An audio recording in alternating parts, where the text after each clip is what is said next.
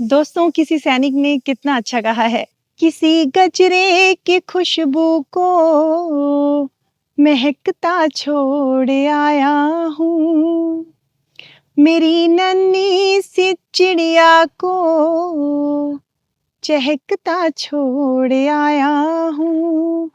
मुझे छाती से अपनी तू लगा लेना ए भारत माँ, मैं अपनी माँ की छाती को तरसता छोड़ आया हूँ।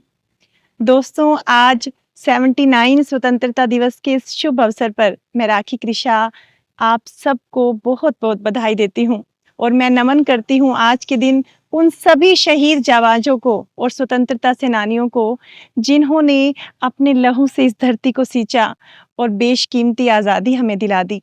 और आज जो हम इस उन्मुक्त हवा में सांस ले रहे हैं, जो देश तरक्की कर रहा है, जो हम मेहनत कर पा रहे हैं, वो सब उन्हीं शहीदों का ही प्रताप है।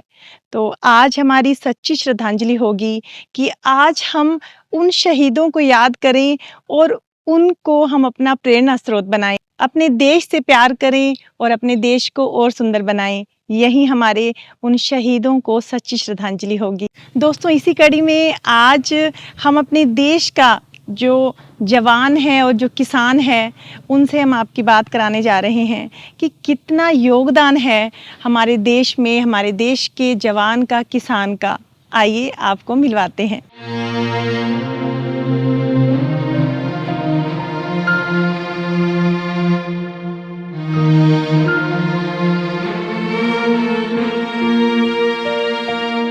सरफिरे लोग हमें दुश्मनी जां कहते हैं, जो हम इस मुल्क की मिट्टी को भी माँ कहते हैं। दोस्तों, इन्हीं प्यारी पंक्तियों के साथ मैं आज के बहुत मोटिवेशनल वीडियो में आप सबका स्वागत करती हूँ। मोटिवेशनल इस तरह से भी क्योंकि आज हम एक ऐसी शख्सियत से आपकी मुलाकात कराने जा रहे हैं जो पर्दे के पीछे इतना काम करते हैं, लेकिन जो उनके स्टूडेंट हैं वो इतिहास रचते हैं। तो आज हम आपकी मुलाकात कराने जा रहे हैं शूटिंग कोच बलबीर सिंह जी से। जैसे कि हमारे व्यूवर्स को मैं बताना चाहूंगी कि हमने एक मोटिवेशनल सीरीज स्टार्ट की है, जिसमें हम उन हस्तियों को आपके सामने लाएंगे जिससे हमें, हमारे समाज को, हमारे देश को कुछ सीखने को मिलेगा। और उसमें मुझे सर का नाम सबसे पहले याद आया, क्योंकि हाल ही में एक ऐसी दुर्घटना हुई जिससे कोई भी आम आदमी होता तो उसके लिए उससे उबर पाना शायद महीनों लग जाते, लेकिन क्योंकि हम पर्सनली सर को जानते थे और हमने वो समय देखा, वो दौर देखा जो बहुत मुश्किल था हमारे लिए देख पाना भी, और सर ने उसको इतनी आसानी से और इतने हौसले के साथ आगे बढ़े कि हम खुद हैरान हैं। जो वो मैं अपने व्यूवर्स को बीच में दिखाऊंगी कि वो हादसा किस तरह से हुआ था। तो सर, मैं आपका बहुत बहुत स्वागत करती हूँ कि आज आप हमारे चैनल पर आए और आज सर आपकी जर्नी के बारे में हम बात करेंगे। और सबसे पहले तो सर मैं आपसे ये जानना चाहूंगी कि आर्मी मैन से फिर एज ए कोच जो आपका ये सफर शुरू हुआ, ये कैसे हुआ सर? ये सफर ऐसे है कि एक्चुअली मैं क्या था कि बचपन से ही हमें शौक था। मेरे दादाजी आर्मी में थे, मेरे फादर आर्मी में थे, मेरे मामा जी आर्मी में थे। तो जब वो छुट्टी आते थे तो ऐसी ही बातें बताते रहते थे, समझाते रहते थे। कभी ट्रॉफीज ले आते थे, वो दिखते थे, हम मतलब उनको तो बड़ा मन लगता था कि हम भी यही करेंगे। तो इस तरीके से मैं उन्हीं को देख के इतना इंटरेस्ट था। उन दिनों पैसा नहीं हुआ करता था, तो मैं एक साल के बाद हमारे गांव में मेला होता था, तो उधर हमें मिलता था कि बैलून्स मिलते थे जिनको हम फटाते थे, और वो शौक था मेरा बचपन से कि गन और बंदूक, क्योंकि वही कहानियां सुनते थे उनसे, तो वो अंदर वही चीज बस गई थी। तो वो तब पैसे नहीं हुआ करते, मैं एक साल में या 6 महीने में इकट्ठे करके 4 आने 8 आने या 1 रुपया जो भी जुड़ता था वो मैं गोलियों पे लगाता था। उधर कभी मेले में जाते थे तो वो बहुत अच्छा लगता था मुझे। और उसके बाद में वो शौक ऐसा बन गया कि जब 71 की लड़ाई हुई है, लड़ाई के बाद में जो बॉर्डर के पास इलाके थे, उन इलाकों में एसएसबी वालों ने ट्रेनिंग शुरू की। उस टाइम पे अगर मैं 5th में पढ़ता था, तो उन्होंने ट्रेनिंग हमें कराई कि भाई ऐसे ऐसे बॉर्डर के हर बच्चे को, हर नौजवान को, हर बूढ़े को भी मतलब वो करना चाहिए, तो मतलब उसको इसमें भाग लेना चाहिए। तो मैंने भी बड़ा इंटरेस्ट लिया, जिसके अंदर मुझे उस टाइम पर 1 रुपया इनाम मिला था, जो कि 100 यार्ड से था मैच। 5 गोली चलानी थी, मेरी 5 की 5 सफेद चिंदी में थी, जो जिसको मुझे 1 रुपया मिला। और उस 1 रुपये ने मेरी प्रेरणा ऐसी बना दी कि मैंने फौज में ही होना है, और मैं फिर फौज में भर्ती हो गया। और जैसे ही फौज में भर्ती हो गया, तो मुझे फौज के अंदर मतलब उस तरीके से क्या था कि इतना इंटरेस्ट था, मैंने फौज में शूटिंग को ही अपना हॉबी बना ली। आर्मी में ज्वाइन होके मुझे शूटिंग में इंटरेस्ट था, जबकि मैं शूटिंग में उस टाइम पर क्या हुआ कि एक प्रधानमंत्री राजीव गांधी जी ने एक कप चलाया है। जैसे 84 में इंदिरा गांधी जी की डेथ हो गई थी, उसके बाद में राजीव गांधी ने सोचा कि शायद मेरे साथ भी कोई ऐसा मिस हैपनिंग हो सकता है, तो मेरे साथ मेरी सुरक्षा के लिए आर्मी के बंदे होने चाहिए। तो तब उन्होंने एक चलाया था प्राइम मिनिस्टर कप 86 में, 86 टू 90। तो प्राइम मिनिस्टर कप के अंदर क्या था कि जितनी उस टाइम पे 5 कमानें थी, 5 कमानों में से हर कमान में से 15-15 लोग गए थे, 75 लोग गए थे मऊ में। मऊ के अंदर हमारी 4 साल ट्रेनिंग चली, 86 टू 90। 4 साल के बाद 75 में से 65 लोग रिजेक्ट हो गए और 10 लोग सिलेक्ट रहे। 10 में पहले तो कैप्टन सांगा साहब थे, जो अभी जनरल रिटायर हुए हैं। अच्छा सर। हाँ, ये राजीव गांधी जी हैं, ये अमरपाल। तो ये पहले 2 जे थे, और बाकी 10 में मैं भी था उस टाइम पर। ये मेरा आर्मी का सबसे बड़ा अचीवमेंट है। 10 लोगों में सिलेक्ट हो पाना बहुत मुश्किल था। बिल्कुल जी सर। आप शूटिंग कोच की तरफ जब आए, तो सर आप ये बता सकते हैं कि क्या खास बातें होती हैं आपकी, क्या प्रिंसिपल होते हैं, या ऐसा क्या खास बात होती है जो बच्चों को आगे मेडल दिलाने के लिए जरूरी चीजें होती हैं? ऐसा है कि सबसे पहले तो ये है डिसिप्लिन। डिसिप्लिन सबसे ऊपर, और फिर हम आर्मी से हैं, आर्मी का तो मैन तो पहले से डिसिप्लिन होता, और मेरी फैमिली पूरी आर्मी से है, तो मैं तो घर से डिसिप्लिन में थे हम लोग। हम डिसिप्लिन से ऊपर कोई चीज नहीं सकते हैं। और जो खिलाड़ी या जो शिक्षक या जो भी स्टूडेंट होता है, जो जितना डिसिप्लिन को मेंटेन रखता है, उतना अच्छे लेवल में जा सकता है। डिसिप्लिन बहुत जरूरी है। पहले के समय के जो खिलाड़ी या स्टूडेंट रहे होंगे आपके, क्योंकि आप 1997 से एज ए कोच काम कर रहे हैं सर। मैं हाँ 1997 से सर। तब के और अब के जो स्टूडेंट हैं, उनमें कुछ फर्क आया है, उनके तरीके में कुछ? जी फर्क है। फर्क ये है कि पहले इतने लोग जागरूक नहीं हुआ करते थे जी, ज्यादा ट्रस्ट करते थे टीचर पे या कोच पे, ज्यादा मेहनत करते थे। आजकल के बच्चे थोड़े से एडवांस हो गए हैं, क्योंकि नेट के अंदर सारी चीजें नजर आती हैं, वो अपना दिमाग ज्यादा लगाना शुरू कर देते हैं, और जिससे क्या होता है वो कोच की बात को कम सुनते हैं। और इसके अंदर सबसे बड़ी बात यह है कि जो कोच या टीचर के ऊपर विश्वास करता है, ट्रस्ट करता है 100%, ज्यादा कामयाब वही बच्चे होते। तो ये आपने साथ में एक बहुत अच्छी बात भी बताई कि टीचर और जो कोई भी टीचर है आपका, टीचर और जो स्टूडेंट है, उसके बीच एक ट्रस्ट का रिश्ता जरूर होना चाहिए। कर सकते हैं जी सर। सर क्या आपके जो स्टूडेंट्स हैं सर, वो उन्होंने क्या अचीवमेंट रही उनकी, वो आप बताएं सर। वैसे तो हम सब जानते ही हैं, लेकिन आप हमारे व्यूवर्स को बताइए कि क्या अचीवमेंट्स रही सर आपके स्टूडेंट्स? शायद मेरे स्टूडेंट की मुझसे भी ज्यादा हो रही है जी, बहुत बढ़िया है। अभी हाल ही में देखिए, वैसे तो इससे पहले इंटर स्कूल में ही मेरे बच्चे कैमरे चल रहे, ये मेरे बच्चे हैं जो गुरुकुल से ही हैं, जिस 5 के 5 इंटरनेशनल हैं, और जो स्कूल में पढ़ते हुए इंटरनेशनल थे, मतलब 12th में। अच्छा सर। हाँ, इनमें सर अभिषेक राणा भी हैं। अभिषेक राणा, मनिंदर सिंह, अंकुश भारद्वाज, प्रशांत और गौरव कुमार, ये स्कूल के बच्चे हैं, जबकि स्कूल में पढ़ते तभी इंटरनेशनल है। जी सर। आज भी मनिंदर सिंह पंजाब पुलिस का कोच है जी। अभिषेक राणा तो आज ओलंपिक में मेडल ले आया है, उसका स्टूडेंट सर्वजोत जी। और अंकुश भारद्वाज ये इंडिया टीम के कोच हैं, और प्रशांत है ये भी इंटरनेशनल है, और जो गौरव कुमार है ये अभी एसएसबी में है एज ए शूटर इंटरनेशनल। आज जो ये हीरो मतलब हमें दिखाई दे रहे हैं, उसके पीछे डायरेक्टर तो आप ही हैं, पर्दे के पीछे आप काम कर रहे हैं। मतलब कि हमने जो आर्मी से सीखा जी वो हम बांट रहे हैं। बहुत बढ़िया सर। आपने कभी सोचा था कि आपके जो स्टूडेंट होंगे वो ओलंपिक मेडल जीतेंगे? एक्चुअली पक्का सोचा था, क्योंकि मैं आर्मी के अंदर रहा हूं। उस टाइम पे सिविल में इतने शूटर नहीं हुआ करते थे, तो आर्मी के ही ज्यादा इंटरनेशनल थे। तो हमें पता रहता था कि इंटरनेशनल के लिए कितना स्कोर चाहिए होता है। तो हम जो प्रैक्टिस करते थे उधर आर्मी टीम में, तो उसी लेवल की करते थे। तो वही चीज हमारे अंदर थी, तो हमको ये नॉलेज था कि इतना अगर बच्चे की मेहनत कराएंगे तो ही मेडल आ सकता है, नहीं तो नहीं। जी तो इसलिए अभी जो आज ट्रेनिंग हमारी है वो आर्मी वाली ट्रेनिंग है, पूरी उसी तरीके से करवाते हैं, और आज इसीलिए इतने मेडल आ रहे हैं बच्चों में। कैसा महसूस होता है आपको जब आपके बच्चे देश के लिए ओलंपिक मेडल लाते हैं? बहुत अच्छा लगता है। जो हमने सीखा था वो हम बांट रहे हैं, और बच्चे और अच्छे तरीके से उनको टैकल कर रहे हैं। मुझसे भी ज्यादा मेहनत कर रहे हैं अभी बच्चे, इसलिए ओलंपिक में मेडल आ रहे हैं। सर, कोई बच्चा जब आपके पास आता है तो आप उसमें क्या खास चीज देखते हैं जो आपको लगता है कि ये आगे जा सकता है? हम उसका डेडिकेशन देखते हैं। जैसे शुरू में बच्चा आता है, शुरू में हम गोली नहीं चलवाते। अच्छा। पहले हम अब उसको अपने तरीके से चेक करते हैं, होल्डिंग कराते हैं, फिजिकल करवाते हैं। हम देखते हैं क्या ये कर सकता है कि नहीं।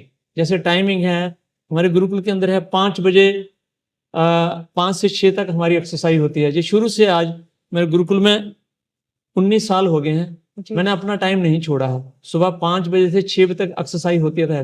जो सुबह वाली एक्सरसाइज कर सकता है वो कुछ भी कर सकता है। बिल्कुल सर। तो उसी से हमें लग जाता है ये बच्चा करेगा। सर, कभी ऐसा समय भी आया है कि कोई स्टूडेंट जो है अपना कॉन्फिडेंस खो दिया हो या अपना मनोबल तोड़ बैठा हो कि बस अब नहीं करूंगा, और फिर आपको उसे दोबारा से ऊपर उठाना हो पड़ा हो? जी होते हैं, बहुत होते हैं बच्चे ऐसे, जो कोई कंपटीशन होता है उसके अंदर उनको अचीवमेंट नहीं होता है। कई बार प्रेशर ले लेते हैं बच्चे, इधर तो अच्छा करते हैं लेकिन जब कंपटीशन में जाते हैं तो उधर प्रेशर ले लेते हैं और डीमोरल हो जाते हैं, हमने नहीं करनी शूटिंग। तो उनको फिर हम मोटिवेट करते हैं, कोई ना कोई मिसाल देते हैं उनको। किसी अच्छे खिलाड़ी की, जहाँ कौन थे एक जिन्होंने मतलब 16 बार वो हार गए थे, और वो एक गुफा में जाके छुप के वहां पे उन्होंने देखा एक चिंटी थी, वो एक दाना लेके चढ़ रही है और उसको गिनना शुरू कर दिया उन्होंने। 16 बार वो दाना नीचे गिर गया जी। लेकिन 17 बार चिंटी ने वो दाना ऊपर चढ़ा दिया। उसी से उनको प्रेरणा मिली और वो आए, दोबारा से राजपाट संभाला, लड़ाई की और जीते। एक मोटिवेशन ही ऐसी चीज है जो हमें जीत दिला सकती है, और खुद का कॉन्फिडेंस। ये आपको स्टूडेंट में फिर दोबारा से जगाना पड़ता है कि आप कर सकते हो। यस। बाकी मोटिवेशन क्लास बीच में होती रहती है। अगर कोई बच्चा नर्वस भी होता है तो उसके हम मजबूत करते हैं, भाई इस तरीके से ये चीजें होती हैं। हार होती है, हार के बिना हम जीत ही नहीं सकते। जी। जो हमें हार सिखाती है वो जीतना नहीं सिखाता। बिल्कुल सर। सर, क्या मुश्किलें आती हैं एज ए कोच आपको बच्चों के साथ या उनके पेरेंट्स के साथ टैकल करते हुए? कुछ मुश्किलें भी आती हैं या आसान है सफर? मुश्किलें आती हैं, जरूर आती हैं। मुश्किलें ये होती हैं, कुछ पेरेंट्स तो जागरूक होते हैं, कुछ जागरूक नहीं होते, जिनको पता नहीं होता। उनको ये पता होता है इतनी महंगी राइफल है, इतना महंगा पिस्टल है, क्या करेगा बच्चा, करेगा भी नहीं करेगा, या ऐसे पैसे हम खर्च देंगे, बच्चे हमारे बेकार हो जाएगा पैसा। अभिषेक राणा ही है जो आज जिसका ओलंपिक का मेडल है जी। तो इसके पेरेंट्स आते थे, मैं बोलता था, महीने के बाद आते थे मीटिंग के लिए, तो मैं बोलता था बच्चा अच्छा कर रहा है, इसको पिस्टल ले दो। उन दिनों पिस्टल कोई 80,000 के करीब था। तो कहने लगे कि नहीं, ये तो कुछ नहीं करता है, ऐसे ही है, क्या करेगा, हम नहीं लेके देंगे। एक बार बोला, मना किया, मैंने दूसरी बार फिर बोला, फिर भी मना किया। जब तीसरी बार बोले फिर मैंने उनको थोड़ा सा प्रेशर दिया, मैंने कहा कर लो, थोड़ा विश्वास करो मुझ पे, ये बच्चा इंटरनेशनल निकलेगा। तो तब उन्होंने मानना कि ठीक है हम ले देते हैं, लेकिन एक शर्त रखेंगे कि अगर ये इंटरनेशनल नहीं बना तो हम 80,000 रुपया आपसे ले लेंगे। मैंने बोला हाँ ठीक है, मुझे मंजूर है, क्योंकि मुझे उस पर भरोसा था और उसने वो मेरा भरोसा पूरा किया कि अगले ही 6 मंथ के अंदर वो इंटरनेशनल गया। और जब वो जाने लगा तो तब मैं उसको हार पहनाने के लिए गया था पिपली में। तो जब मैंने उसको हार पहनाया और मैंने उसके पेरेंट्स को बोला कि 80,000 रुपया ले लो और इसको इधर ही छोड़ दो, वो बड़े हंसने लगे कि नहीं सर, अभी तो हम इसको ले ही जाएंगे। तो ऐसी समस्याएं भी आती हैं बीच। मतलब आज टीचर का विश्वास देखो स्टूडेंट को कितना आगे पहुंचाता है। मतलब पेरेंट्स से भी ज्यादा जो है वो टीचर विश्वास करते हैं। और आज देखो उसी ने हाँ जी। सर्वजोत को तैयार करके ओलंपिक में मेडल आया, मैडम ऐसे और जबकि उसको कुछ भी नहीं समझते थे। और आज इंडिया के अंदर नहीं, वर्ल्ड में नाम है उसका। सर बिल्कुल, देखो उसमें सर्वजोत के उसकी साथ। गुरु की कितनी पीछे से अच्छी भूमिका रही है आपकी जी। मोटिवेट करने की। सर कोई आर्मी से लेकर अब तक का कोई ऐसा अनुभव जो आपको थोड़ा भावुक कर देता हो, क्या ऐसा है कोई अनुभव सर? जी हैं तो बहुत छोटी छोटी तो बहुत घटनाएं हैं, लेकिन एक मेन याद है कि 88 के अंदर शांति सेना श्रीलंका में थी, मैं भी गया था जाफना में। तो वहां पे एक वोटिंग हुई, इनकी जो इलेक्शन हुई, इलेक्शन में हम लोग वोटिंग लेके बोर्ड लेके जा रहे थे, उनकी पेटियां बोर्ड की जी। तो रास्ते में हमारे साथ एक एलटीटी ने आईडी फटा दिया। आईडी होता है, बम होता है एक बहुत बड़ा, जिसके अंदर रोड ही पूरा उड़ जाता है। तो वो फट गया। जब वो फटा है तो उसके पत्थर कंकर वगैरह सब ऊपर गए, ऊपर से फिर दोबारा हमारी गाड़ी के ऊपर पड़े। तो जैसे वो फटा है तो हम लोग सारे गाड़ी से नीचे उतर गए और अपनी अपनी पोजीशन ले ली। तो उस टाइम पे दोनों तरफ से गोलियां चलना शुरू हो गई एलटीटी की। तो वो गोलियां हम पे लग रही थी, एक दो लोग जख्मी भी हुए हमारे। तो उस टाइम पर मैंने सोचा कि अभी मैं तो बचूंगा नहीं, मैं भी नहीं बचूंगा, देखो गोलियों के बीच में हम कुछ कर नहीं सकते। तो उस टाइम पर मैंने बस ईश्वर से यही प्रार्थना की कि ईश्वर एक बार हमें बचा लो, मैं पूरी जिंदगी सेवा करूंगा। और आज मैं सोचता हूँ शायद वो ईश्वर ने जो मुझे जिंदगी बख्शी है, आज मैं पूरी जिंदगी सेवा में लगा रहा हूँ, बहुत और आज उसी के रिजल्ट भी आ रहे हैं। बिल्कुल सर, आप अब तक भी देश की सेवा ही कर रहे हैं सर, बच्चे इतने अच्छे बच्चे तैयार करके। सर फ्यूचर को लेके आपने क्या प्लानिंग की हुई है? कुछ और भी प्लान हैं आपके बच्चों को जैसे तैयार करने के? जैसे अब आपके काफी बच्चे मेडल ला रहे हैं, जी जी। फ्यूचर में भी कुछ और भी प्लानिंग है आपकी? फ्यूचर में यही है कि इस लाइन के अंदर एक इतना अच्छा सुबह हो गया, एक नाम है और काम भी है। जैसे इस काम को बच्चे जो कर रहे हैं, जो इंटरनेशनल बन गया हो तो अपना भी नाम हो गया और देश का भी नाम है। और जो नेशनल लेवल पे उठता है, गांव में, घर में, स्कूल में, उसका भी मान सम्मान होता है। एक नेशनल का खिलाड़ी है हमारा बच्चा। और बाकी इसके बेस पे काफी बेनिफिट्स भी हैं, जॉब मिलते हैं army, navy, air force, BSF, CSF में, ये सब जगह जो स्पोर्ट्स के बच्चों को लेते हैं उसके अंदर भी वो इंटरनेशनल निकल के जाते हैं। तो जो जिन पेरेंट्स को लगता है कि बच्चा स्पोर्ट्स करके कुछ आगे नहीं कर सकता, तो उनके लिए ये भी है कि वो बच्चा आगे भी उनको आगे काम मिल जाता है सर, जॉब मिल जाती है सर। जो बच्चे ज्यादा नहीं चल सकते, अगर 2-3 साल बच्चा जो शूटिंग कर लेता है, सीख लेता है, तो उसके बेस पे भी वो काम कर सकता है। अच्छा सर, किस तरह का काम कर जैसे सकते हैं? कोई भी काम करता है। आजकल स्कूलों के अंदर मैक्सिमम ज्यादा स्कूलों के अंदर आजकल शूटिंग रेंज बन रहे हैं, गेम जो कंपलसरी हो गई है, स्कूलों के अंदर जॉब मिल जाते हैं। अच्छा सर, पर्सनल अपनी एकेडमी खोल सकता है बच्चा, खोल सकते हैं। और बाकी नौकरी मिल गई तो ठीक है। इसके अंदर तो कई ऑप्शन है, कई ऑप्शन है, कैरियर के भी ऑप्शन है। जी सर। सर कोई ऐसा स्टूडेंट जो आपको आज भी याद रहता हो, बताएंगे आप? जैसे याद के लिए तो सारे याद हैं, लेकिन मेन एक है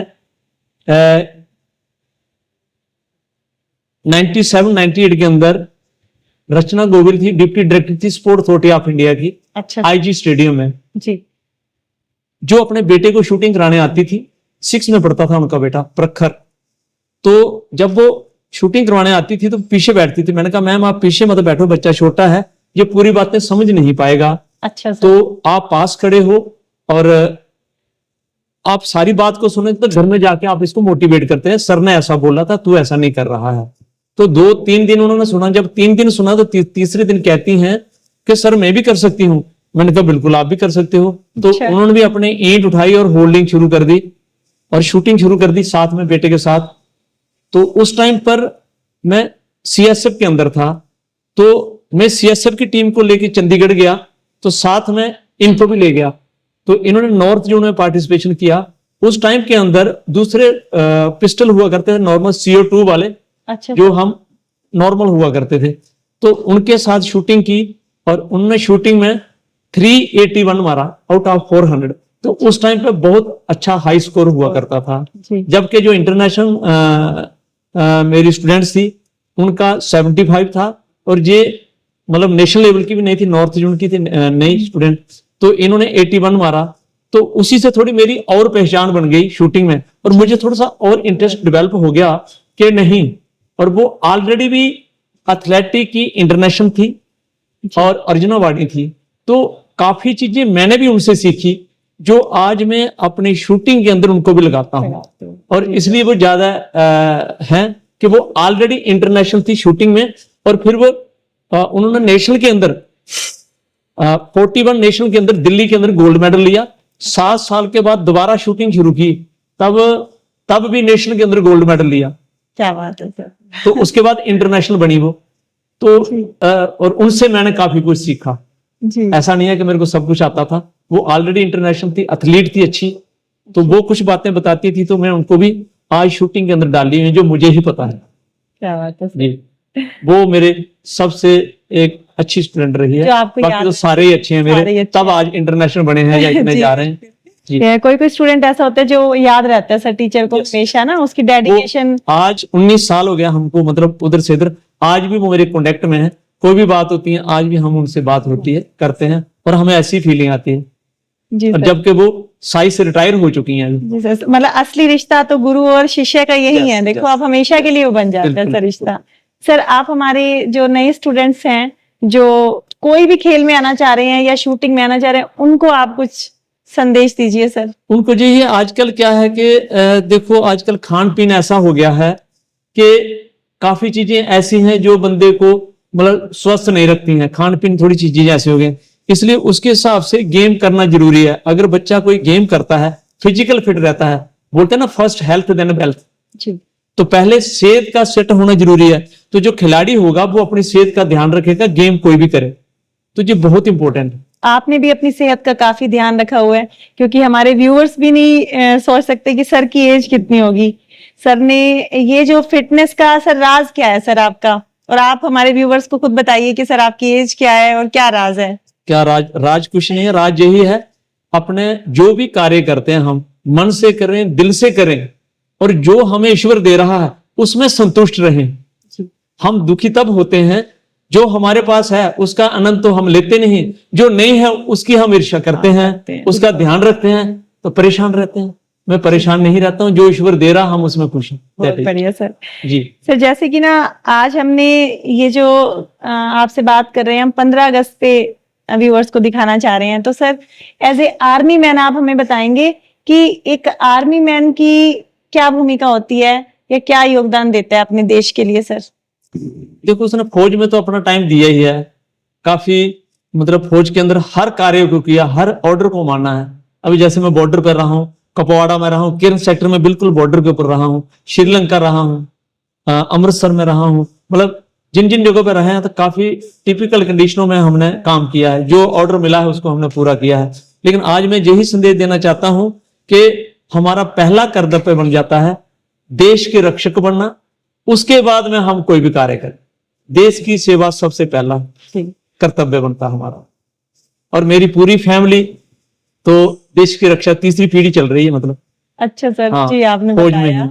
हाँ, और मैं यही कहूंगा कि एक बार फौज की जॉब जरूर करनी चाहिए आदमी को, पता चलता है कि देश कितना जरूरी है। आज देख लो आप, क्या नाम इसका, ये जो दूसरी कंट्री में चल रहा है आज, यूक्रेन कितना छोटा सा देश है लेकिन उसका हर एक नागरिक वो सैनिक है, और आज कितने साल हो गया लड़ाई लगे हुए, वो पूरा डट के मुकाबला कर रहा है। बिल्कुल सर। देखो ऐसा है कि जिस तरीके से अगर हम देशभक्त नहीं होंगे, तो आपने अफगानिस्तान की कंडीशन देखी है, उसमें लोग देश को नहीं समझते थे, और आज दूसरी देश ने अफगानिस्तान ने आके उन पे हमला करके और पूरा कैप्चर कर लिया, उनको बंदी बना दिया।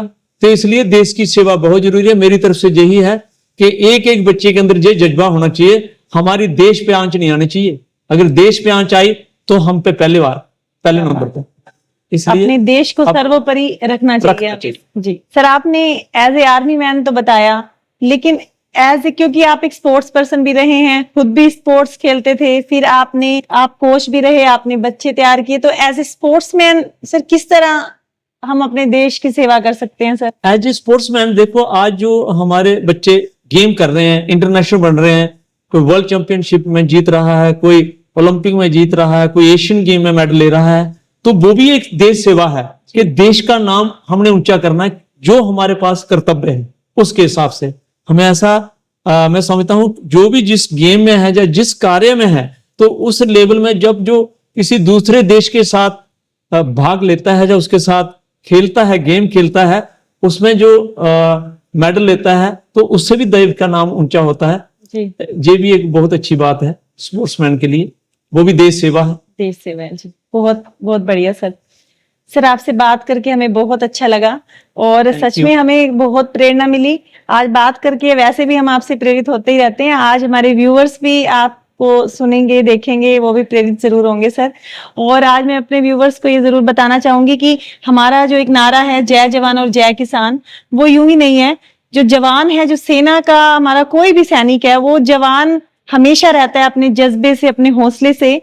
वो तब तक ही नहीं जब तक वो सेना में काम कर रहा है, उसका उनका जो हौसला है वो हमेशा ही रहता है। आज आजादी का जो आजादी दिवस हम मना रहे हैं, जिस खुली हवा में हम सांस ले रहे हैं, हम बैठे हैं, उस आजादी को हम ये ना सोचें कि बस हमने आजाद होके कुछ भी करना है। नहीं, हम अपने देश को और सुंदर बनाएं, अपने देश को प्रथम रखें। सर आपके साथ हमें बात करके बहुत अच्छा लगा सर। बहुत बहुत धन्यवाद हमें मोटिवेट करने के लिए, हमसे बात करने के लिए सर। धन्यवाद, थैंक यू वेरी मच, नमस्कार। नमस्कार।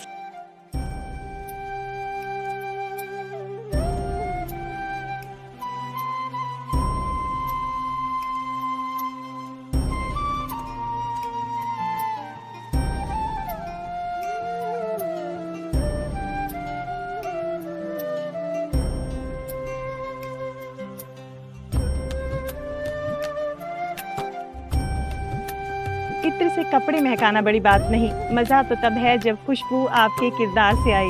दोस्तों, ऐसी ही एक शख्सियत आज हमारे साथ हैं जिन्होंने हमारे देश को ब्रॉन्ज मेडल दिलवाया है। दोस्तों, आज मैं आपकी मुलाकात कराने जा रही हूँ हमारे देश को ओलंपिक में ब्रॉन्ज मेडल दिलवाने वाले कोच अभिषेक राणा जी से। और सर आपका बहुत बहुत स्वागत है सर। आज सर हमारे जो बच्चे तैयारी कर रहे हैं, नए बच्चे हैं सर, उनको आप कुछ टिप्स दीजिए। देखिए मैम, कोई भी गेम है, चाहे आप शूटिंग भी लीजिए या अदर कोई भी आप गेम लीजिए, सबसे पहले जो सबसे पहली चीज है वो है मैम डिसिप्लिन। जी, बिना डिसिप्लिन के आप किसी भी गेम को उसके मुकाम तक नहीं पहुंचा सकते। जी। और हम जब भी देखो दो तरीके होते हैं, एक तो है कि हमारी चलो वैसे ही रुचि है खेलने की, वो तो एक चलो एक अलग चीज है, पर डिसिप्लिन तो उसमें भी चाहिए, उस रुचि के लिए भी चाहिए कि मेरा उसमें कम से कम मैंने एक टाइम फिक्स किया हुआ है। मेरे वर्किंग आवर्स सुबह से 8 बजे से लेके 4 बजे तक के हैं। उसके बाद मैं 2 घंटे के लिए ग्राउंड के लिए जाऊंगा, 5 से 7 के लिए, या अपना जिम वर्कआउट के लिए जाऊंगा। डिसिप्लिन वहाँ पे भी काम करता है। और जो बच्चे एक कहीं ना कहीं एक स्पोर्ट्स के अंदर अपने आप को एक गोल सेट कर चुके हैं कि मुझे स्पोर्ट्स के अंदर ही अचीव करना है, पढ़ाई के साथ साथ, पढ़ाई के साथ साथ, जी, पढ़ाई छोड़ के नहीं कि जी मैं तो स्पोर्ट्स करता हूँ, मुझे पढ़ाई की जरूरत नहीं है। नहीं, कोई फायदा नहीं उस स्पोर्ट्स का जी, जिसमें आपकी पढ़ाई साथ में उतनी ही अच्छी ना चल रही जितना आपका स्पोर्ट्स। जी, बिल्कुल। मतलब दोनों को साथ में लेके जाना है। आप अगर ओलंपिक मेडलिस्ट भी हो गए, आप ग्रेजुएट नहीं हो, तो कहीं ना कहीं पे जो एक आपको उसके बिहाफ पे जो आपने जो गोल अचीव किया है, उसके बिहाफ पे जो मिलने वाला कुछ ना कुछ एक रिवार्ड है, वो गवर्नमेंट की तरफ से है कि कोई ना कोई आपको जरूर ओहदा दिया जाएगा। जी, तो वो तभी मिल सकता है जब आपकी एजुकेशन साथ में हो। तो एजुकेशन सबसे ज़्यादा ज़रूरी है। उसके बाद आपका जो गेम है, उसको आप बहुत ज़्यादा फोकस के साथ करो, डिसिप्लिन के साथ करो, और धीरे-धीरे स्टेप वाइज़ करते चले जाओ। ये मत देखो कि एकदम से मेरा ज़्यादा नहीं हो रहा। मैं आजकल क्या देखता हूँ, महीना हुआ है, 2 महीना हुआ है, सर इसका तो स्कोर नहीं बढ़ रहा जी, सर इसका तो स्कोर नहीं बढ़ रहा जी। 3 महीने के बाद सर इसका फिर से स्कोर नहीं बढ़ रहा जी। स्कोर मत देखिए, ये तो बहुत लंबी प्रोसेस है, जी, बहुत लंबी प्रोसेस है। तो आपको रोज अपने आप को कल से बेटर करना है, इसी प्रोसेस में आप लगे रहिए। बस मैं इतना ही कहना चाहूँगा। बस एज ए कोच बता दीजिए कि क्या चैलेंजेस होती हैं आपकी लाइफ एक में। एज ए कोच चैलेंजिंग तो मैम यही है, देखिए सबसे पहले तो कहीं ना कहीं एक अटैचमेंट अपने प्लेयर के साथ, और उस अटैचमेंट के साथ कहीं ना कहीं दोनों का आपस में वो मेल खाना, हर चीजों के अंदर समझना एक दूसरे को, जी। ये बहुत जरूरी है कोच का और एक प्लेयर के बीच में। और बच्चों के लिए बस शॉर्ट्स में बता मतलब दीजिए कोई कि भी क्या। ऐसी चीज नहीं होती है कि जो शायद प्लेयर को लगता है कि मेरा छुपा हुआ है, मेरे कोच साहब यहाँ साथ में है, मेरे हिसाब से मेरे से ज्यादा मेरे को ये जानते हैं। जी सर। तो ऐसी कोई चीज नहीं होती जो कोच को नहीं कोच पता है, का। बस वो बोलते नहीं है। Thank you sir. हाँ जी। दोस्तों, आप हमारे सामने हैं Olympic bronze medal champion Sarabjot Singh, और ये हमारा सौभाग्य है कि आज हमें जो है सब एक साथ मिल रहे हैं। त्रिमूर्ति बिल्कुल। ठीक है। ये जो भी हमारे शूटर जो भी हैं स्टूडेंट हैं उनके लिए भी बहुत सौभाग्य की बात है। आज सर ने हमें टिप्स दिए हैं, अभिषेक राणा जी ने, कि कैसे बच्चे आगे बढ़ सकते हैं। सर आप भी प्लीज बच्चों को बता दीजिए कि कैसे वो, क्योंकि शॉर्टकट के चक्कर में आजकल बच्चे ज्यादा रहते हैं। इतनी शॉर्टकट वाली तो है नहीं रहते कुछ ऐसा, बट जो कोच ने बताया आपको, मैं भी उसी पे चलता है आज तक। तो मैं तो इतना ही बोलूंगा कि जो कोच ने बोला कि वही करें, बस कि अपना बस बेसिक फॉलो करो और कुछ नहीं, दैट्स इट, इतना ही है। और शूटिंग में अगर ज्यादा दिमाग चलाओगे तो काम खराब ही है।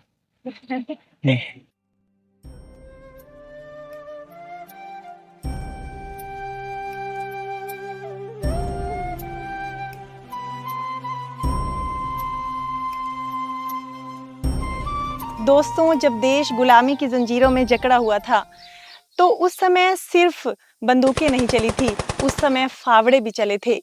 खेतों की मेड़ पे एक और सिपाही बैठा था जिसे कहा जाता है किसान। उसने कोई नारे नहीं लगाए, वो कोई अखबारों में नहीं आया, लेकिन उस समय जब देश आज़ादी की आग में जल रहा था तो वो अपना खून पसीना बहा रहा था ताकि उन क्रांतिकारियों को 2 वक्त का खाना दे सके, ताकि देश की आज़ादी का सपना देखने वाली आंखों में भूख ना हो। दोस्तों, आज हम 79 स्वतंत्रता दिवस के इस अवसर पर देश के किसान से बात कर रहे हैं। आइए आपको मिलवाते हैं हमारे देश के किसान से। नमस्ते जी। नमस्ते जी। आप आज हम थोड़ी सी बात करना चाह रहे हैं, अच्छा जी। अपने श्रोताओं को आपके किसान के बारे में बताना चाह रहे हैं कि किसान जो है वो किस तरह देश में अपना योगदान देता है। किसान जो है अपने देश के लिए अनाज पैदा करता है, और चाहे कितनी भी धूप हो खेतों में पानी लगाता है जी।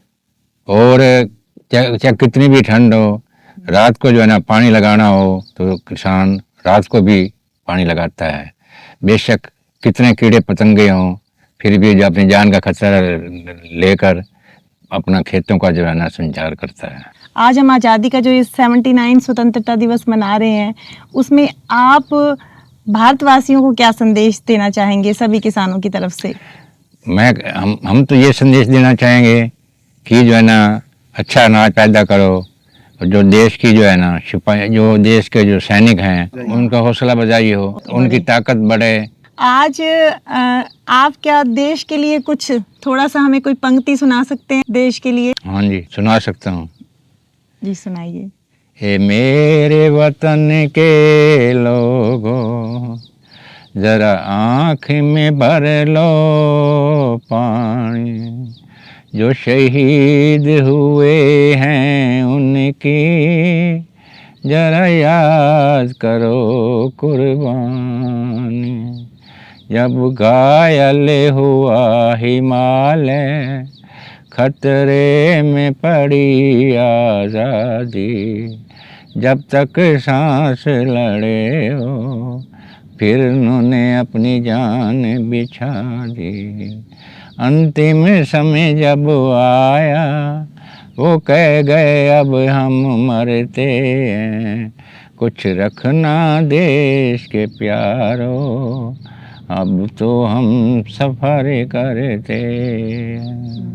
दोस्तों, हमारे जो किसान हैं उनके पास शब्द चाहे कम हैं, लेकिन आप इनके भाव देख सकते हैं कि देश के प्रति इनके भाव कितने मजबूत हैं। और यही है तो हम में ताकत है, हमारे जवानों में ताकत है, और हमारा देश आज़ाद है, और आज आज़ादी के बाद जो है वो विकसित है। धन्यवाद आपका, बहुत बहुत धन्यवाद। धन्यवाद।